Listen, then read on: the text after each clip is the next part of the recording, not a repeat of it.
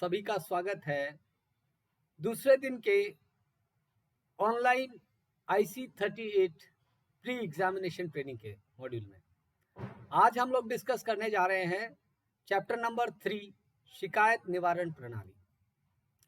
आइए सीधे हम हमारे मेन टॉपिक की ओर अग्रसर होते हैं।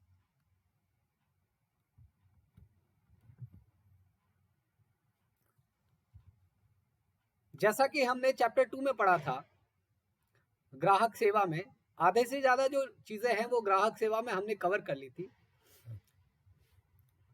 हमने पढ़ा था कि बीमा एक सेवा का काम है।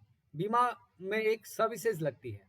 बीमा में बिक्री प्रोडक्ट तो होता है, लेकिन जो मैक्सिमम काम है वो सर्विसेज का है। तो जहां सर्विसेज आती है वहां लोगों की या ग्राहकों की अपेक्षाएं बढ़ जाती है। जैसे जैसे अपेक्षाएं बढ़ती है तो उनकी अपेक्षाओं में खरा ना उतरना ये स्वाभाविक हो जाता है, असंतोष आ जाता है, तो इसीलिए शिकायत भी बढ़ती है। आधुनिक टेक्नोलॉजी में शिकायतों को सुनने के लिए नए नए तकनीक आई है, जैसे IVRS सिस्टम कि फोन के माध्यम से आप अपनी शिकायत दर्ज करा सकते हैं। बीमा क्षेत्र में भी IRDA ने उपभोक्ताओं को शिकायत दर्ज कराने के कई माध्यम दिए हैं। पहला माध्यम है IGMS। IGMS का फुल फॉर्म है इंटीग्रेटेड ग्रीवेंसेस मैनेजमेंट सिस्टम। यह IRDA द्वारा पॉलिसी धारकों के हित में संरक्षण अधिनियम 2002 के हिस्से के तहत ये जो सिस्टम है वो लाया गया। IGMS जो है, that is integrated grievances management system, यह सिस्टम केंद्रित होता है सभी कंपनियों का एक जगह। उदाहरण के तौर पर किसी को बजाज एलियांस, किसी को ICICI लोम्बार्ड, किसी को मैक्स न्यूयॉर्क, किसी को LIC, किसी को रिलायंस से शिकायत है, तो वो IRDA के IGMS की एक पर्टिकुलर वेबसाइट पे जाके किसी भी कंपनी की शिकायत वहां अपने लिखित में दर्ज कर सकते हैं। मैं पॉलिसी नंबर और सारी चीजें उनको वहां देनी पड़ेगी। एक बार शिकायत दर्ज हो जाती है तो उसके बाद IGMS का जो सेंट्रल सर्वर है वो चेक करता है कि ऑथेंटिकेशन क्या है, क्या सच में इस तरह की कोई पॉलिसी नंबर जनरेट हो रखी है या जिस आदमी ने करी है वो उसी नाम का है। तो ये सारी चीजें करने के बाद में या फिर वो सीधा ही उस कंपनी को, जिस कंपनी की बात करी जाती है, उस कंपनी को वो शिकायत फॉरवर्ड कर दी जाती है IGMS के द्वारा कि आपकी फला फला शिकायत दर्ज की गई है इंटीग्रेटेड ग्रीवेंसेस मैनेजमेंट सिस्टम पे। एक बार जब शिकायत कंपनी के पास चली जाती है तो वो बाध्य हो जाते हैं उस शिकायत को दूर करने के लिए। यदि वो शिकायत फर्जी पाई जाती है तो भी वो उसको लिखित में उनको जवाब देना होता है, और सही पाई जाती है तो भी उसका निवारण करना होता है। आइए अब हम आगे बढ़ते हैं। सबसे पहले हम शिकायत निवारण प्रणाली में हमने चैप्टर नंबर 2 में पढ़ा था बीमा लोकपाल या उपभोक्ता न्यायालय और बीमा लोकपाल के बारे में हमने पढ़ लिया था चैप्टर नंबर 2 में। तो हम जहां बात करेंगे कि बीमा लोकपाल और उपभोक्ता न्यायालय,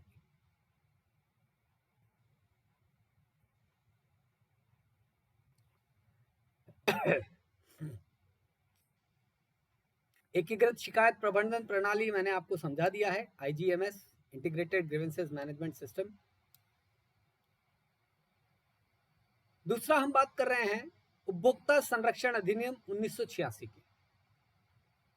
1986 में उपभोक्ताओं के जो संरक्षण के लिए एक रूल पारित किया गया था कि इनका जो भी हित होता है उसका संरक्षण होना चाहिए और इनके द्वारा उत्पन्न विवाद का सही तरीके से निस्तापन होना चाहिए। इस कारण से उपभोक्ता संरक्षण अधिनियम 1986 गठित हुआ और इसके अंतर्गत, इस संरक्षण के अंतर्गत 2002 में इसको संशोधित किया गया और उपभोक्ता न्यायालय जिसको हम कहते हैं, कंज्यूमर फोरम, उनका गठन किया गया। इनमें कुछ जो अधिनियम था, इसमें कुछ संशोधन किए गए, परिभाषा में संशोधित किए गए।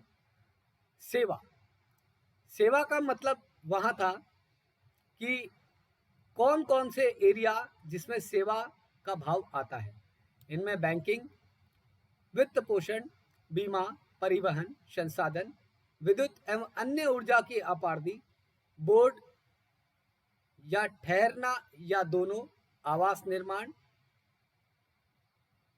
मनोरंजन, खेलकूद या समाचार अथवा जानकारी के प्रसार से संबंधित सुविधाओं को इसमें शामिल किया गया है। बीमा को एक सेवा के रूप में शामिल किया गया है। अब इस अधिनियम में उपभोक्ता का मतलब भी साफ किया गया है कि उपभोक्ता कौन है। किसी प्रतिफल के बदले, यहां प्रतिफल का मतलब होता है कुछ पैसे या कुछ कुछ पैसे या कुछ उसके बदले हम जब आदान प्रदान होता है कुछ चीजों का, उसको प्रतिफल कहते हैं कि थोड़ा सा हमने कुछ दिया और उसके बदले वो हमें देने का आश्वासन देता है। तो कुछ प्रतिफल के बदले कोई सामान खरीदता है। इसमें इस तरह का सामान का कोई भी उपयोगकर्ता शामिल है, लेकिन इसमें ऐसा व्यक्ति शामिल नहीं है जो पुनः विक्रय के लिए या किसी भी व्यावसायिक उद्देश्य से इस तरह का सामान प्राप्त करता है। देखिए, उपभोक्ता तभी तक है जब तक वो खुद उस चीज का उपभोग कर रहा है। लेकिन किसी आदमी ने सामान खरीदा और उसने उसको दोबारा रीसेल किसी और को कर दिया, तो जिसको रीसेल किया गया है अब वो उपभोक्ता नहीं रहा है उस कंपनी का, ध्यान रख लीजिएगा।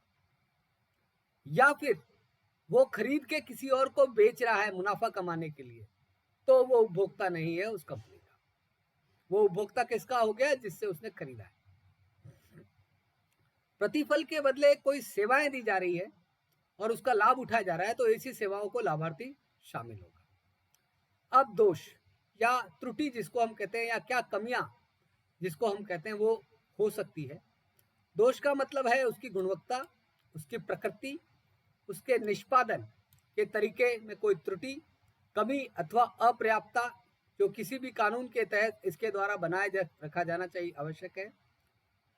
या जिसे किसी सेवा के संबंध में किसी अनुबंध की अनुपालना अथवा किसी व्यक्ति द्वारा निष्पादन किए जाने का वचन हो।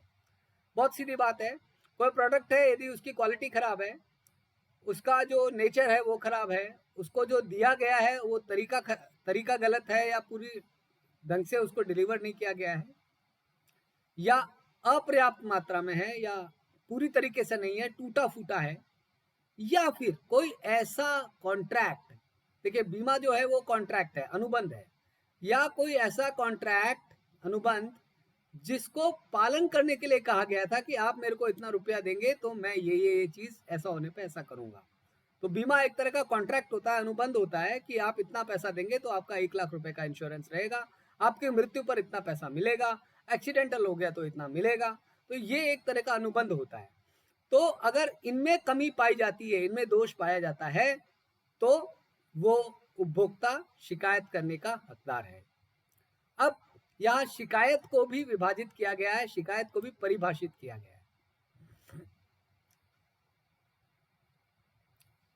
शिकायत का मतलब है शिकायतकर्ता द्वारा लिखित रूप में लगाया गया कोई भी आरोप। ये ध्यान रखिएगा, लिखित रूप में लगाया गया आरोप। और आरोप किस तरह का? कि अनुचित व्यावसायिक व्यवहार या प्रतिबंधात्मक व्यावसायिक व्यवहार अपनाया गया है।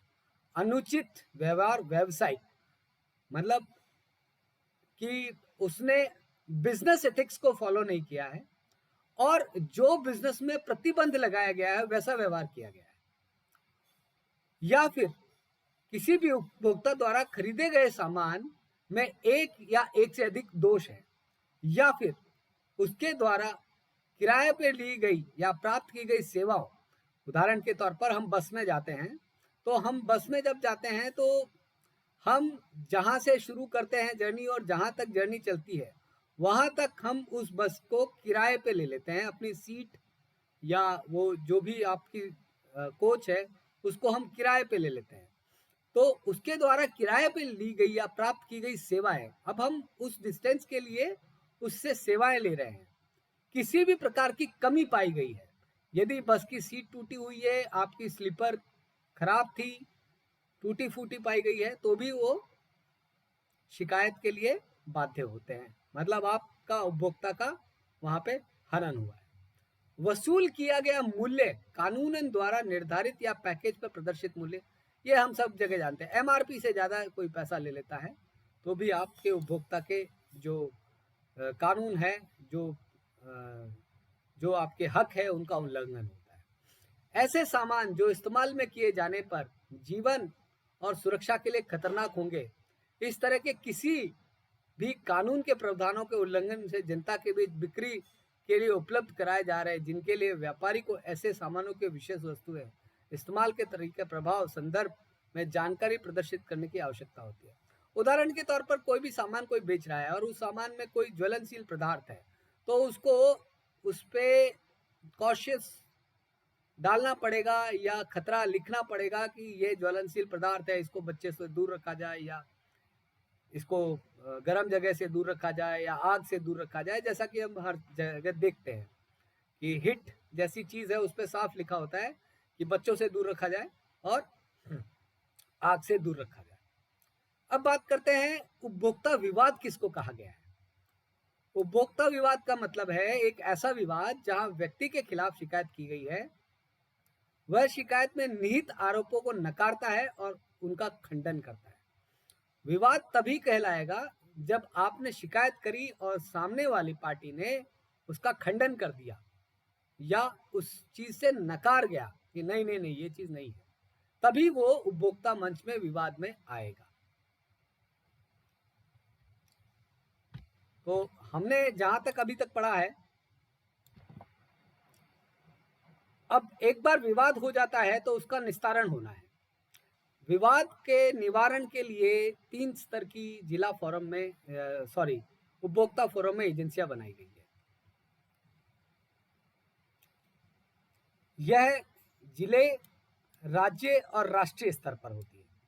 हमने चैप्टर 2 में पढ़ा था कि जिला फोरम, इस फोरम का क्षेत्र का उन शिकायतों पर ध्यान देना है जहां वस्तुओं की सेवा का मूल्य या क्षतिपूर्ति का दावा कितना हो, 20 लाख रुपए तक का निवारण जहां होता है वो जिला फोरम होता है। जिला फोरम को अपना आदेश या निर्णय निष्पादन के लिए उचित सिविल कोर्ट को भेजने का अधिकार है। ये चीज आप देख लीजिए, जिला फोरम जो है वो अपना आदेश जो है वो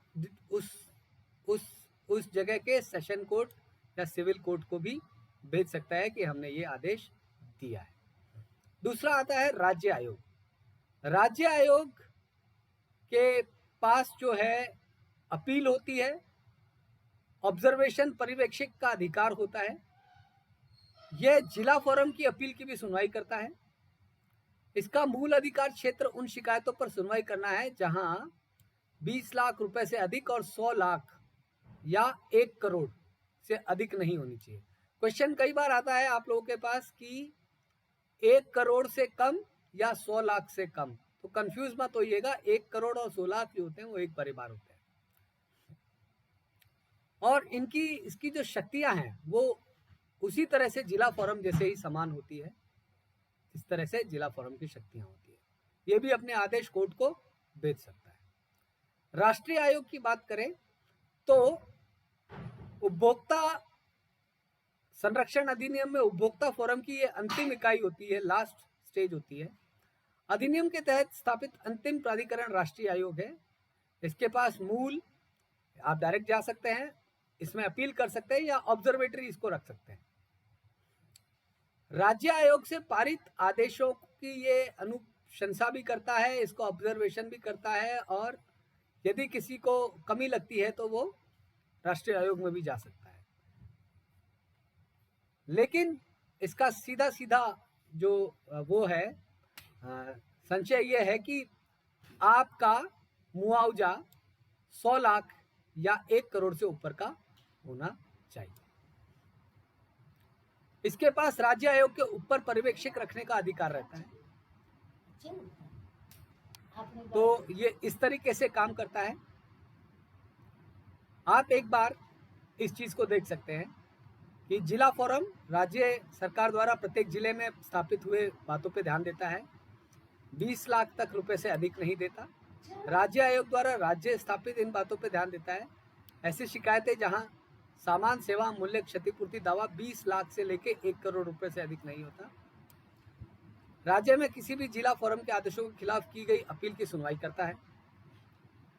तीसरी चीज आ गया राष्ट्रीय आयोग, केंद्र सरकार की अधिसूचना द्वारा स्थापित इन बातों पर ध्यान देता है। देखिए फर्क देखिए, ये राज्य सरकारों द्वारा राज्य पे रहता है और ये केंद्र सरकार द्वारा रहता है। 1 करोड़ या उसके ऊपर के कोई भी विवाद होते हैं उसमें ये सुनवाई करता है। किसी भी राज्य आयोग के आदेशों के खिलाफ की गई अपील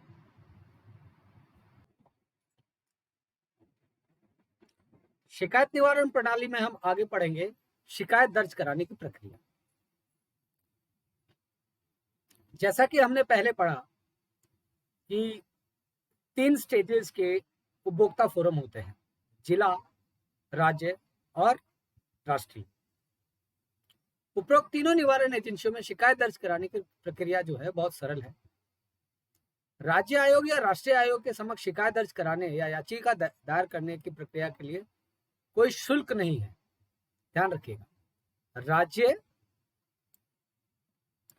या राष्ट्रीय आयोग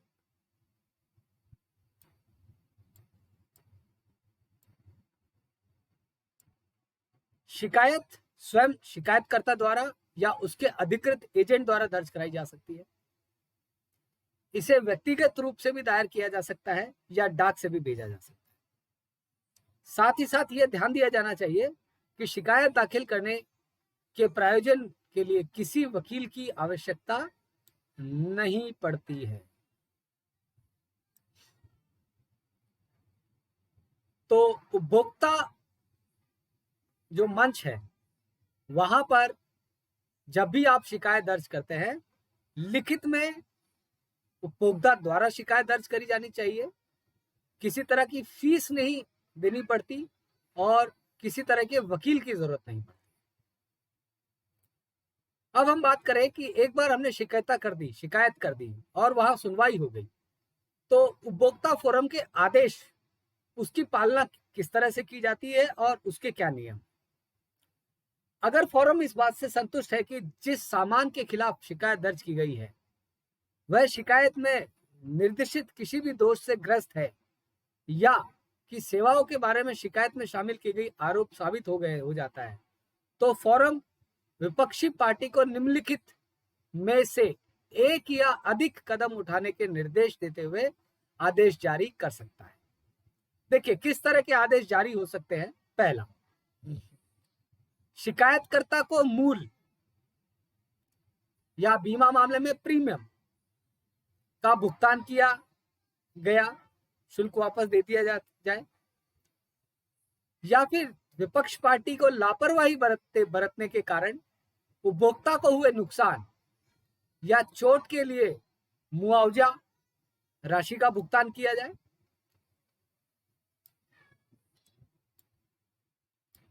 तो बीमा के मामले में हो सकता है कि अगर शिकायत सही पाई गई तो जो प्रीमियम अमाउंट है वो वापस मिल जाए।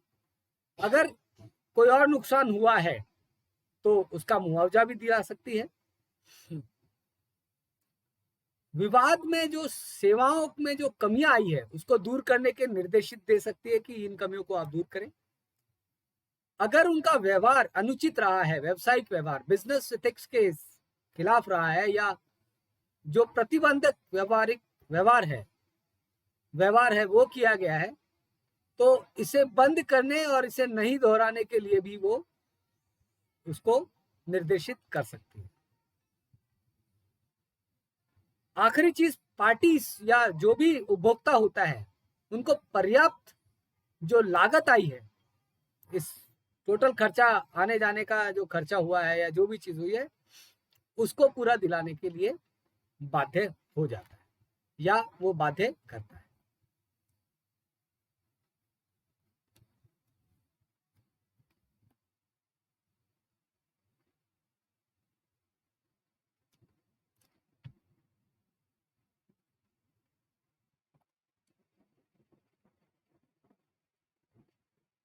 आगे की बात करें तो शिकायतों की किस तरह की प्रकृतियां हो सकती है जो कि एक उपभोक्ता मंच में दाखिल करता है।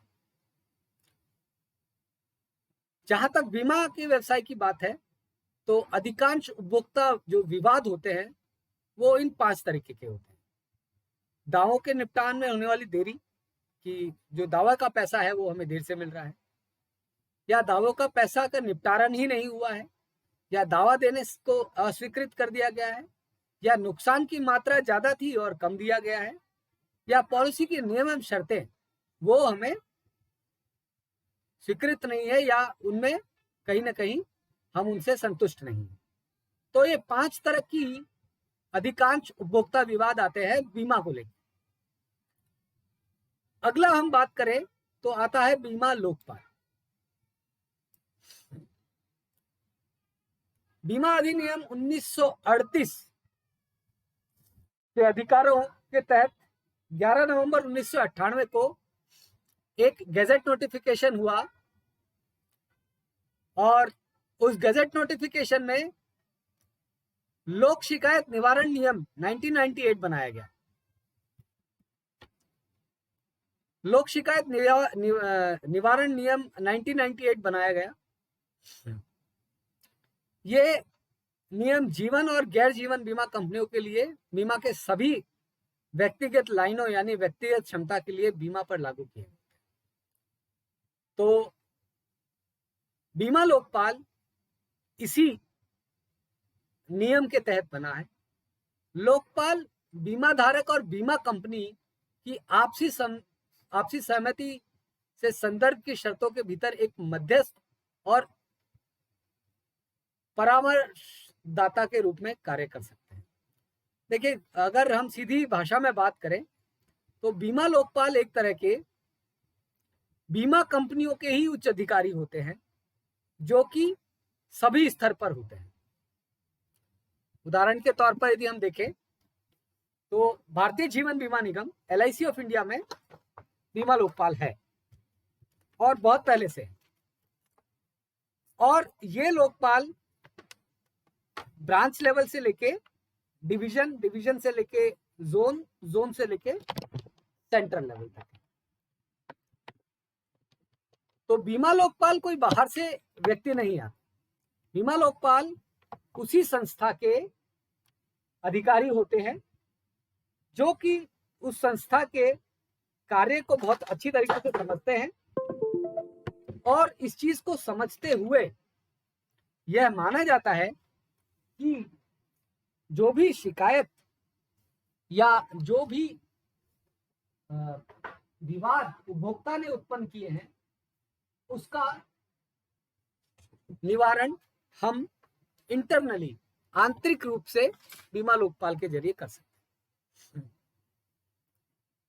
LIC में बीमा लोकपाल किस तरह से काम करता है इसके बारे में मैं आपको अभी बताने जा रहा हूं। ये अलग अलग कंपनियों में अलग अलग तरीके से होता है कि कौन सी कंपनी कहां पे होता है, लेकिन LIC में ये कुछ इस तरीके से है। सबसे नीचे दर्जे का आता है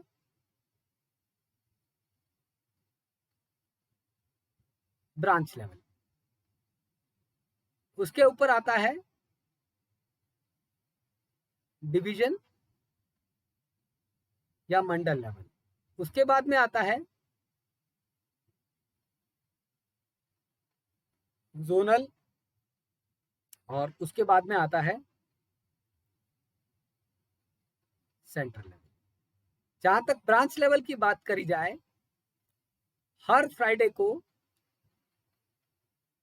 बीमा लोकपाल बैठता है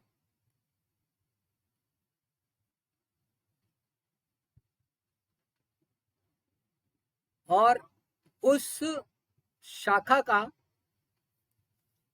प्रबंधक या कह लीजिए ब्रांच मैनेजर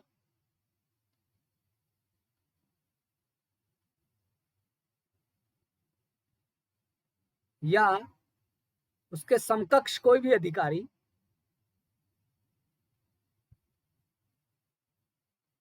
बीमा लोकपाल का कार्य करता है। तो बीमा लोकपाल इस तरह से वर्क करता है। अब इसका काम किस तरह से किया जाता है, वो ये होता है कि चूंकि इंटरनली जब हम हमारे घर की हर एक चीज जानते हैं, उसी तरह से किसी भी कंपनी की इफ एंड बट अंदरूनी चीजें कि ऐसा हो सकता है या नहीं हो सकता, इसकी पूरी जानकारी उस कंपनी के अधिकारियों को होती है। और कहाँ परेशानी आ सकती है इसकी जानकारी भी होती है। तो इंटरनली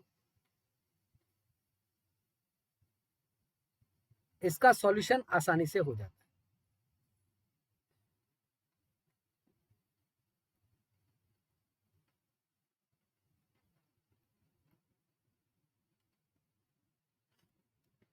बीमा लोकपाल जो है वो बाध्य है भारत सरकार के नियम एवं कायदे कानून से, जो कि हमने अभी आपको बताया। लोक शिकायत निवारण नियम 1998 से वो बाध्य होता है, उसको शिकायत सुननी ही पड़ती है। लेकिन शिकायत कब मानी जाती है? जब वो लिखित में होती है। चलिए हम आगे बढ़ते हैं।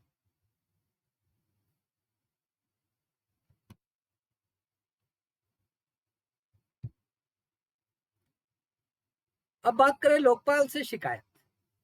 लोकपाल से की गई शिकायत लिखित रूप में होनी चाहिए। बीमा धारक या उसके कानूनी वारिसों द्वारा हस्ताक्षरित होनी चाहिए।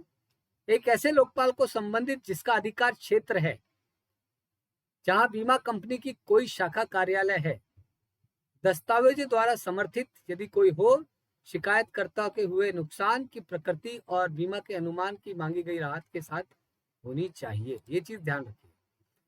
आप जो ज्यूरिडिक्शनल एरिया है उस लोकपाल में ही आप दे सकते हैं, वहां उसका शाखा कार्यालय होना चाहिए। ठीक है। अधिकार क्षेत्र, लोकपाल के संबंधित जिसका अधिकार क्षेत्र जहां वहां है जहां बीमा कंपनी की कोई शाखा या कार्यालय है, और इसके संबंधित कोई भी पेपर्स यदि आपके पास होते हैं तो उसको साथ में लगाना है। लोकपाल से शिकायत की जा सकती है अगर शिकायतकर्ता ने बीमा कंपनी को पहले लिखित में शिकायत की थी और बीमा कंपनी ने यह कदम उठाया था। अगर पहले तो आपने बीमा कंपनी को शिकायत कर दी, लोकपाल में कब जाया जा सकता है कि पहले हमने शिकायत करी लेकिन शिकायत को अस्वीकार कर दिया गया, या शिकायतकर्ता को बीमा कंपनी द्वारा शिकायत प्राप्त किए जाने के बाद 1 माह के भीतर कोई जवाब नहीं मिला। देखिए ध्यान रखिएगा, 30 दिन का टाइम होता है। यदि कोई शिकायत करता है और उसको लिखित शिकायत का कोई जवाब नहीं मिलता है तो वो लोकपाल में जा सकता है। शिकायतकर्ता बीमा कंपनी द्वारा दिए गए जवाब से संतुष्ट नहीं होता तो वो लोकपाल में जा सकता है। शिकायत बीमा कंपनी द्वारा अस्वीकृत की तिथि से 1 वर्ष के भीतर की गई। अब ये देखिए, लोकपाल में कब जा सकता है कि जब अस्वीकृत कर दी शिकायत, तो 1 साल के अंदर अंदर वो लोकपाल में जा सकता है। ऐसा नहीं हो 3 साल बाद उठ के जा रहे हैं कि लोकपाल में शिकायत करना था, आपने पिछले वर्ष इस शिकायत को डिस्पर्स कर दिया था। और सबसे बड़ी चीज, शिकायत किसी भी अदालत या उपभोक्ता फोरम के मध्यस्थता में लंबित नहीं होनी चाहिए। ऐसा नहीं होना चाहिए कि आपने लोकपाल में भी शिकायत कर दी है और कोर्ट में भी आप चले गए हैं या जिला उपभोक्ता फोरम में भी चले गए। इस चीज का ध्यान रखिए, उस समय आपकी शिकायत नहीं सुनी जाएगी। तो लोकपाल में शिकायत के लिए साफ है कि जो पहला स्टेप आता है वो कंपनी के विदिन होना चाहिए, ज्यूरिडिक्शन एरिया में होना चाहिए। दूसरा, कहीं और शिकायत लंबित नहीं होनी चाहिए। अब बात करते हैं लोकपाल सिफारिशें क्या कर सकता है। लोकपाल से कुछ कर्तव्य और प्रोटोकॉल के पालन की अपेक्षा की जाती है।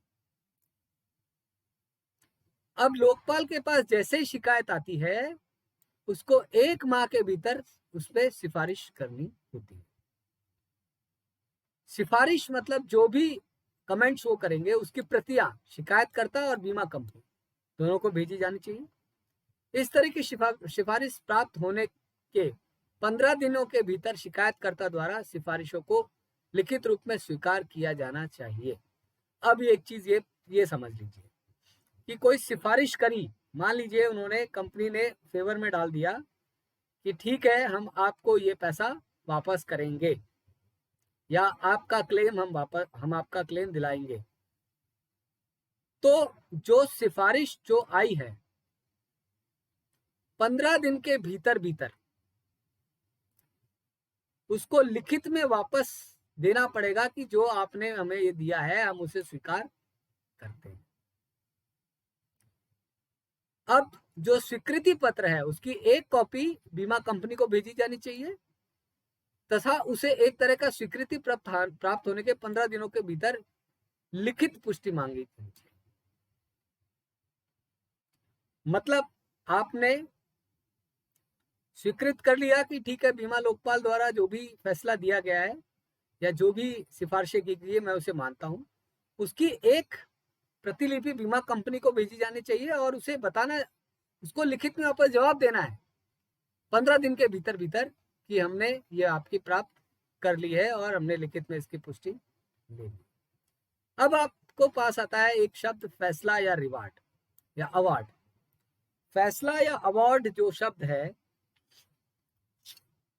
इस चीज का ध्यान रखिएगा कि ये शब्द कानूनी रूप से शब्द है, अवार्ड या फैसला। अगर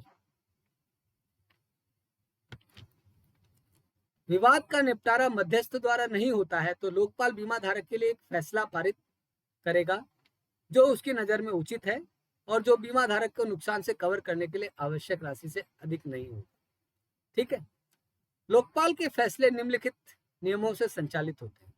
फैसला, अनुग्रह राशि से अदायगी और अन्य खर्च सहित 20 लाख रुपए से अधिक नहीं होगा। अब आप समझ लीजिए कि बीमा लोकपाल आपको मैक्सिमम कितना पैसा दिला सकता है?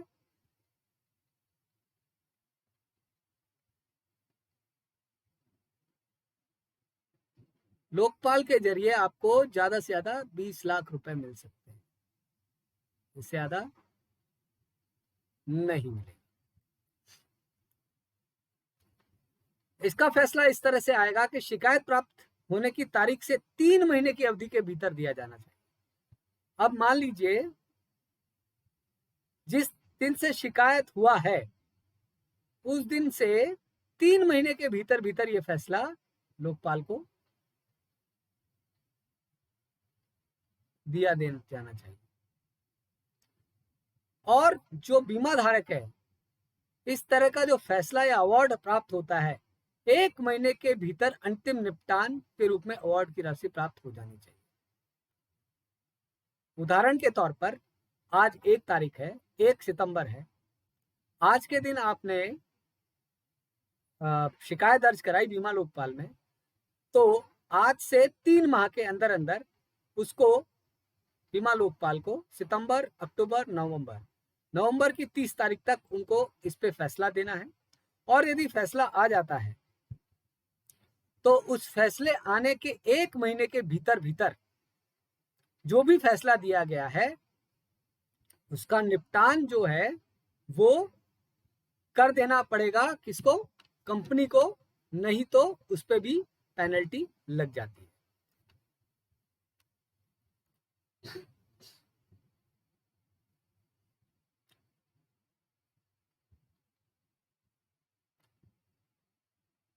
अब बात करते हैं कि अगर बीमा धारक लिखित रूप में इस तरह के फैसले को स्वीकृत की सूचना नहीं देता है कि मेरे को जो फैसला दिया गया है वह मेरे को मंजूर है, तो बीमा कंपनी फैसला जो दिया गया है उसको क्रियान्वयन नहीं करेगी या कर भी नहीं सकती।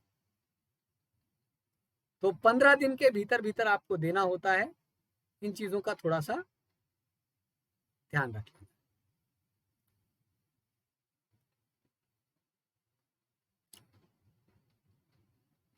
आइए हमने जो अभी तक पढ़ा उसके बारे में एक बार सारांश, उसके बारे में जानकारी। IRDA ने एक एकीकृत शिकायत प्रणाली IGMS की शुरुआत की है, जो बीमा शिकायत डेटा के केंद्रीय भंडारण के रूप में और उद्योग में शिकायत निवारण की निगरानी के लिए उपकरण के रूप में कार्य करती है, जिसको हम IGMS कहते हैं, इंटीग्रेटेड ग्रीवेंसेस मैनेजमेंट सिस्टम। उपभोक्ता विवाद निवारण एजेंसी प्रत्येक जिले तथा राज्य में और राष्ट्रीय स्तर पर स्थापित की गई। जहां तक बीमा कारोबार का सवाल है, अधिकांश उपभोक्ता विवाद दावों के निपटान में देरी, दावों के निपटान में नहीं होने, दावों की अस्वीकृति, नुकसान की मात्रा और पॉलिसी के नियम, शर्तों आदि जैसी श्रेणियों में आता है। बीमा लोकपाल बीमा धारक और कंपनी की आपसी सहमति के संदर्भ में शर्तों के भीतर एक मध्यस्थ और परामर्शदाता के रूप में कार्य करता है। ध्यान रखिएगा, बीमा लोकपाल केवल मध्यस्थता करता है और परामर्श देता है। अगर विवाद का निपटारण मध्यस्थता द्वारा नहीं होता है तो लोकपाल बीमा धारक को ऐसा फैसला पारित करेगा जो उसकी नजर में उचित होगा और बीमा धारक को नुकसान के कवर के लिए आवश्यक राशि से अधिक नहीं। कुछ शब्द है वाली आई है एकीकृत शिकायत प्रबंधन प्रणाली IGMS, जिसको अंग्रेजी में कहते हैं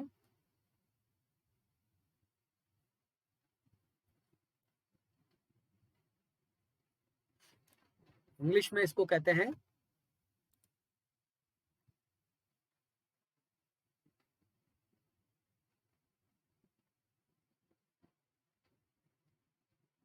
integrated grievances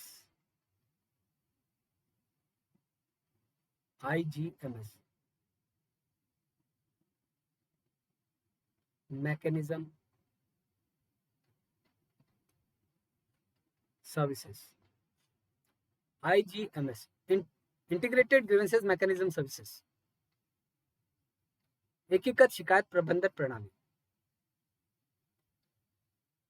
management services, like that, something कुछ ऐसा। I'll correct it.